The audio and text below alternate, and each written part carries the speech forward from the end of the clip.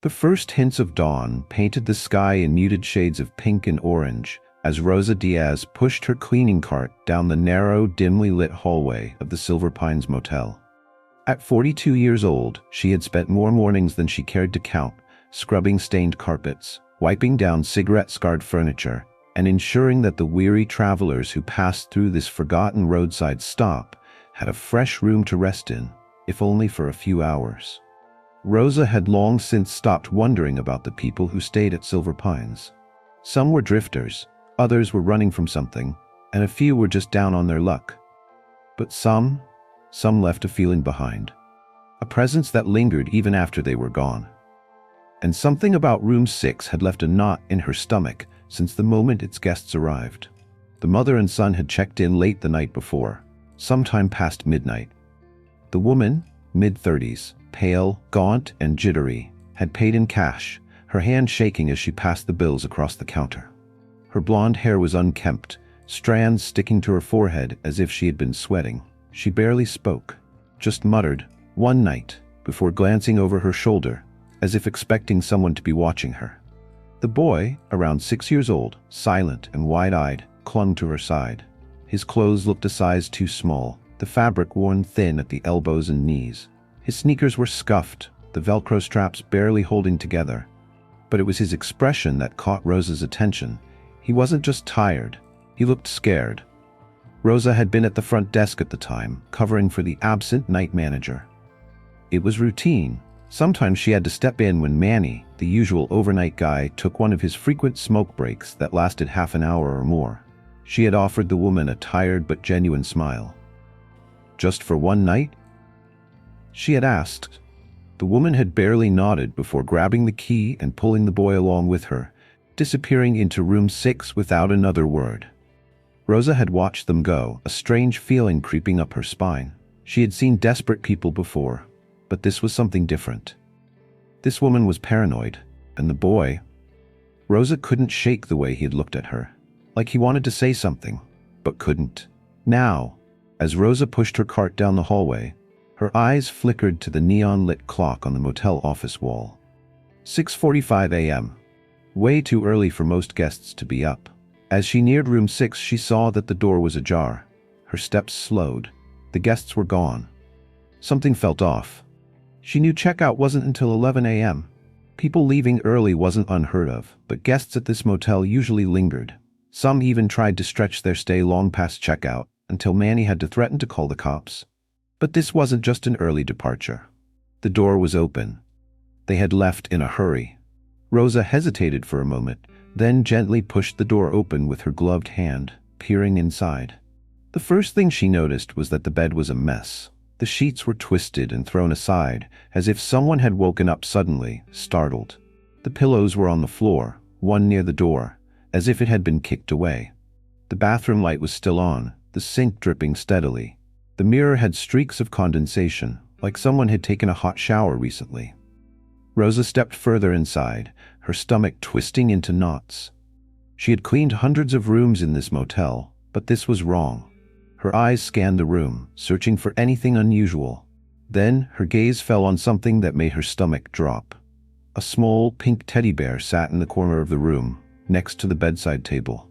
It looked clean and new, out of place in the dingy, stained motel room. Rosa frowned. The boy hadn't been holding a teddy bear when he arrived. And if he had one, why would he leave it behind? She approached the stuffed animal cautiously, bending down to pick it up. The fabric was soft, barely used, but cold. As she held it, something pricked at the edge of her mind. A memory. Something wasn't right. Then she saw it. The zipper on the bear's back. Rosa's breath caught in her throat. Why would a teddy bear have a zipper? Her fingers trembled as she slowly unzipped the back of the stuffed toy, revealing a small, black electronic device buried inside the stuffing. A camera. It was hidden inside the bear. Someone had been watching, and Rosa had no idea who or what had been recorded.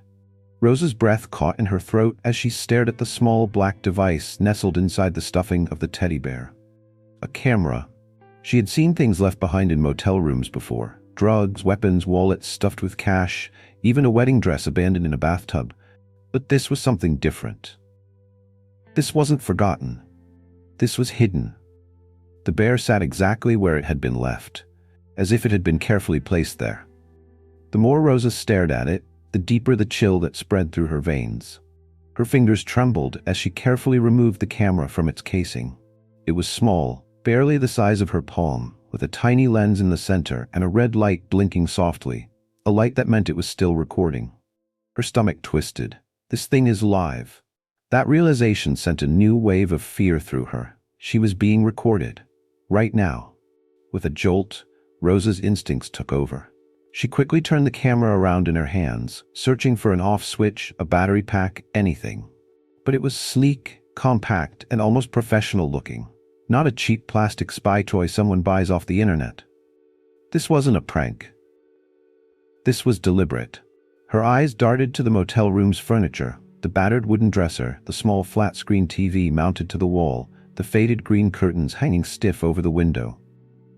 She had been cleaning this place for nearly 2 decades, and yet suddenly, it felt like a stranger's room. Who had placed this camera here? And more importantly, who was watching?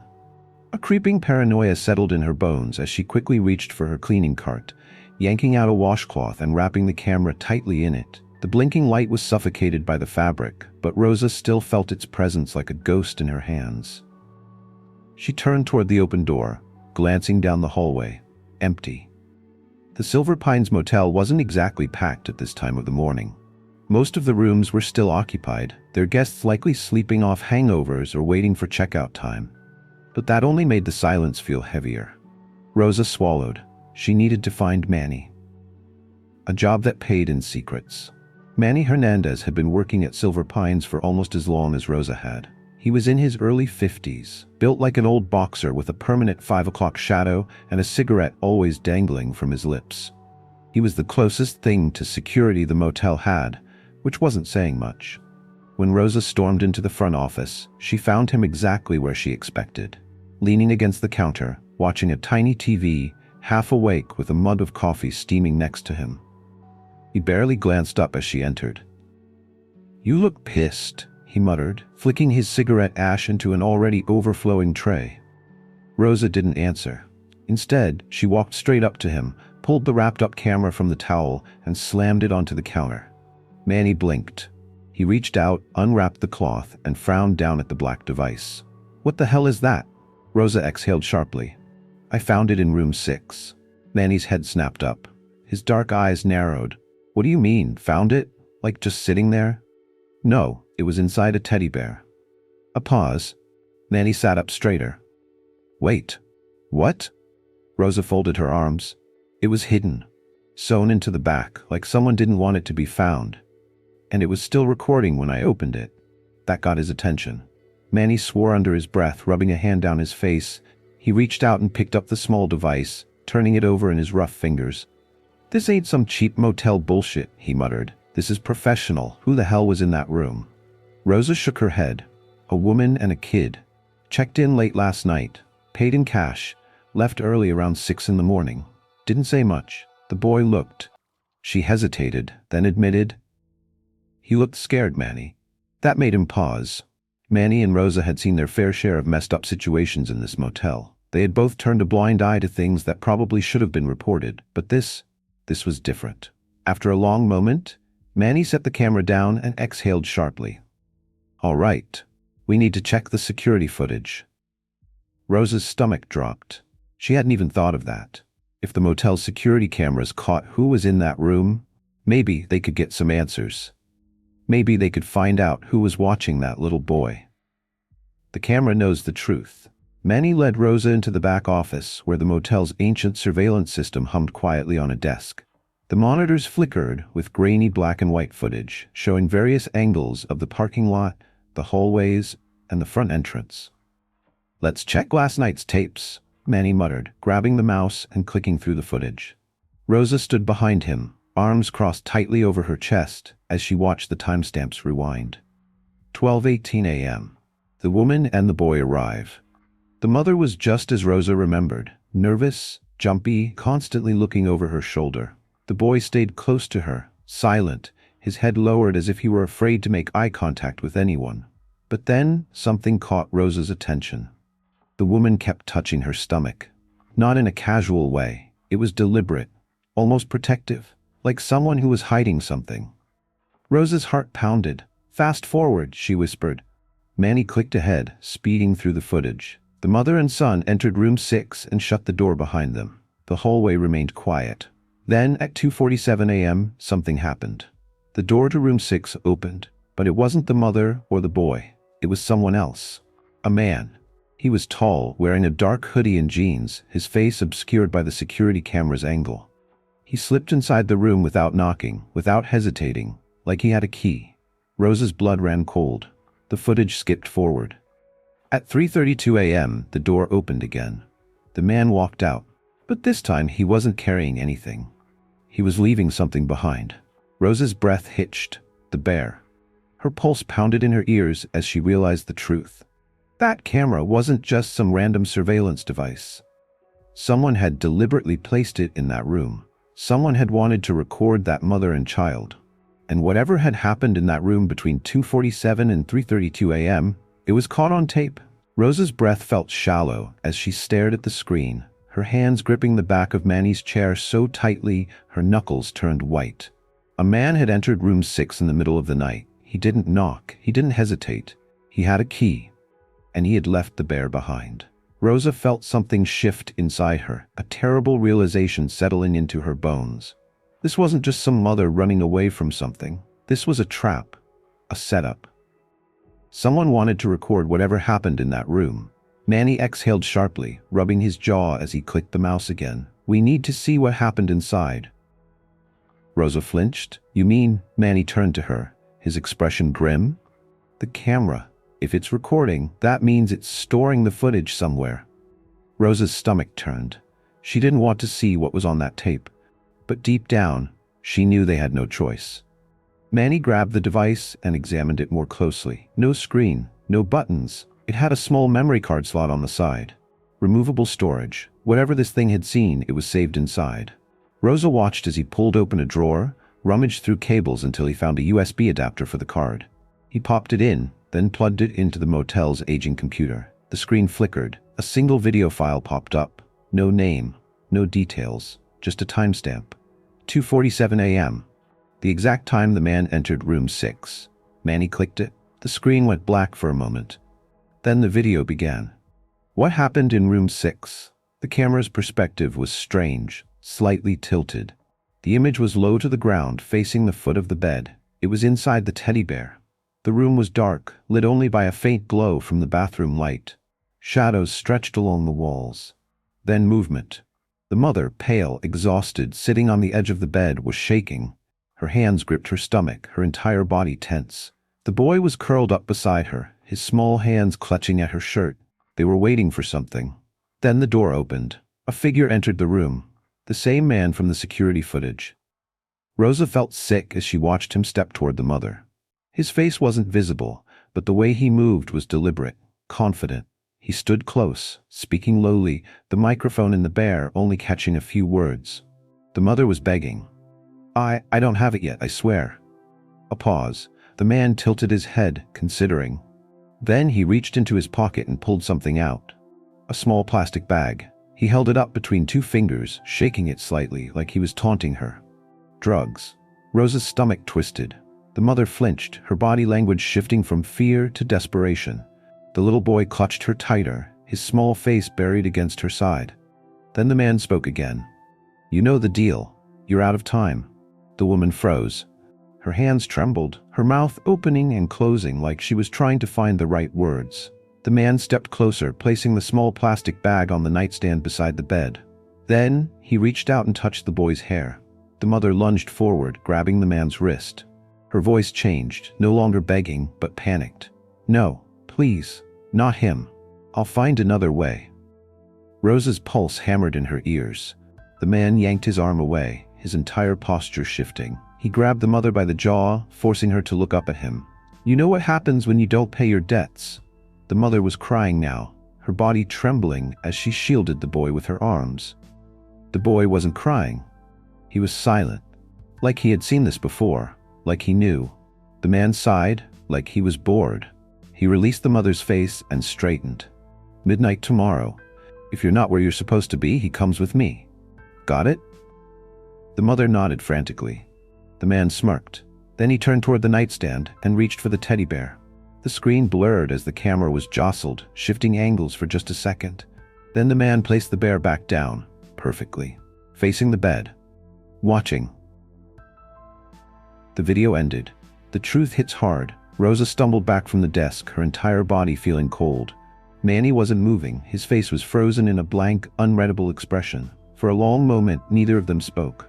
Then Rosa whispered they were recording her. Manny swallowed. More than that. He exhaled sharply, rubbing his jaw. They were keeping tabs on the kid. The weight of those words made Rosa's stomach churn. They weren't just watching the mother. They were planning to take the boy. Rosa's mind raced. The woman had left early this morning, dragging her son along with her. But the man had said midnight tomorrow. That meant they still had time. She turned to Manny. We need to find her. Now. Manny hesitated, then nodded. I know a guy. He grabbed his phone and started dialing. Rosa took a deep breath. She had cleaned up a lot of messes in this motel, but this was the first time she had a chance to stop something before it was too late. And she wasn't about to waste it. Rosa's heart pounded as she watched Manny dial his contact. His thick fingers moved quickly, more precise than she'd ever seen them. For once, his usual lazy attitude was gone, replaced by something sharp, something urgent. He put the phone to his ear, pacing behind the front desk. Yo, Hector, I need a plate run, now. Rosa's stomach twisted. A plate run. That meant Manny wasn't calling the cops. He was calling someone from his own network, a friend, an informant, someone who operated in the gray areas of the law. Manny locked eyes with her as he continued. Silver Pines Motel, room 6. The chick who checked in last night left in a hurry. White sedan, older model, Tennessee plates, but I didn't catch the numbers. Can you pull traffic cams? A pause. Then Manny let out a sharp breath and nodded. Call me back. He hung up, shoving the phone into his pocket. Rosa stared at him. You think she's still in town? Manny ran a hand through his hair. If she had the money to run, she wouldn't have been in this shithole. Rosa knew he was right. The mother, whoever she was, had nowhere to go. And at midnight tomorrow, the man from the video would come looking. For her. For the boy. A clue in the trash. Rosa exhaled shakily, her hands tingling with adrenaline as she grabbed her cleaning cart. Manny frowned. What the hell are you doing? She shot him a look. We missed something. I know it. She stormed back to room 6, her mind spinning. They had been so focused on the camera, on the footage, that they hadn't searched the room properly. Something told her the answer was still here. The room was silent when she stepped inside. The air was thick, stale, like it was holding secrets. Rosa moved quickly. She pulled back the blankets, checked under the bed, scanned the closet. Nothing.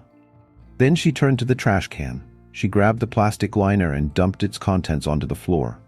Her breath hitched. Amid the crumpled tissues and old food wrappers was a receipt, torn at the edges, but still readable. It was from a gas station. Hanson's Stop and Go, paid in cash. 4:52 a.m. Rosa's heart leaped.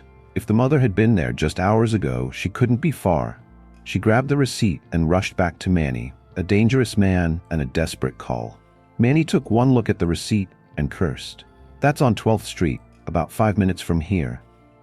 He didn't hesitate. He grabbed his keys off the counter. Rosa felt her stomach flip. You're going after her?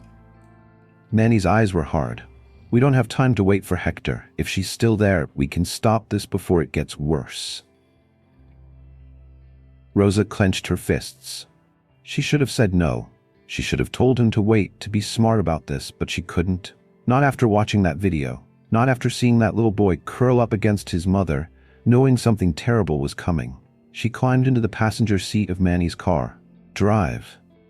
The gas station, the Hanson Stop and Go, was as run down as Rosa expected. Flickering neon sign, empty lot. One old man smoking outside. Rosa's heart hammered as they pulled in. Then she saw her. The mother. She was standing by the payphone, gripping the receiver with white-knuckled hands. She kept glancing over her shoulder, paranoid. The little boy was huddled next to her, clutching her leg. Rosa barely had time to react before Manny was out of the car. Hey, lady, he called. The woman froze. She turned, and the moment her wild, terrified eyes met Rosa's, something in her broke. She dropped the phone, grabbed her son, and ran. Nowhere left to run. Rosa took off after her. "Wait, we're trying to help." The woman ducked behind the building, her breath ragged. The boy clung to her, his little legs stumbling as she pulled him along. She reached a dead end, a chain-link fence behind the store. Trapped, Rosa slowed her pace, hands raised. "We saw the camera," she said softly. "We know what's happening." The mother's chest heaved. Her face was pale, her arms shaking. She pressed her son tighter against her, as if she could shield him from the world. Manny caught up. His voice was low, firm. "They're coming for you. You know that, don't you?" The woman flinched. Tears filled her eyes. "I don't know what to do." Rosa stepped closer. "Tell us everything, right now." The woman swallowed hard, looking down at her son. Then she whispered, "They're going to kill me." The deal with the devil. Rosa's heart clenched. "Who?" The mother took a shaky breath. "His father." Rosa felt the world tilt. The man in the video was the boy's father? The woman's hands tightened around the boy's shoulders. "I ran away. I thought I was safe, but he found us." Her voice broke. "He gave me one last chance. Take the drugs, come back to him, or he takes my son." Rosa's breath hitched. "And the camera?" The mother's lips trembled. "To prove I'd make the right choice." A heavy silence fell between them. Rosa turned to Manny. "We have to go, now." Manny nodded. "My car's in the front, let's—" A loud screech of tires cut through the air. Rosa's blood ran cold. A black SUV had just pulled into the lot. The mother went rigid. Rosa didn't have to ask. She knew who it was. They had run out of time. The final choice. The SUV's doors swung open. Two men stepped out. One of them was him. The man from the video. His cold, calculating eyes landed on the woman. He smiled. "You really thought you could run?" The mother shook violently. She pushed the boy behind her, her body a living shield. "You're not taking him." The man laughed. "You don't get a choice." Rosa's hands curled into fists. But before anyone could move, Manny pulled out a gun. The man's smile dropped. Manny's voice was calm, deadly. "The cops are already coming. Walk away." The man hesitated. Then, somewhere in the distance, sirens. Flashing red and blue lights filled the parking lot. The men cursed. The leader glared at the woman. "This isn't over." Then he turned, climbing into the SUV just as the cops pulled in. The vehicle sped off. The mother let out a shuddering sob, and Rosa reached for the little boy, his small hands shaking in hers. He was safe. But she knew, deep down, this wasn't the end.